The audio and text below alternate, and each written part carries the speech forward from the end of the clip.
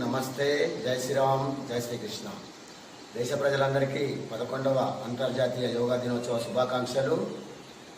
ఈ yoga international yoga day అనేది ఈ మోడీ మన ప్రధానమంత్రి గారి ద్వారా ఐక్యరాజ్య సమితిలో 195 దేశాలకు గాను 175 దేశాల ఏకగ్రీవంగా యోగా దినోత్సవాన్ని ఆమోదించింది. కాబట్టి ఈ రోజున జూన్ 21న యోగా దినోత్సవం జరుపుకుంటున్నాం. యోగా దినోత్సవం అంటే ఈ ఒక్కరోజే కాకుండా రోజు యోగా చేసి ఆరోగ్యంగా ఉండాలనే ఉద్దేశంతో పతంజలి మహర్షి పూర్వకాలమే ఈ యోగ శాస్త్రాన్ని రచించాడు.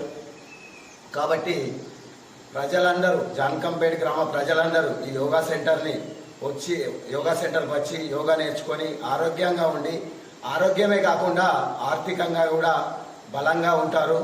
కాబట్టి ప్రజలందరూ ఈ పొద్దున 6 గంటల నుంచి 7:30 వరకు యోగా క్లాస్ నడుస్తుంది.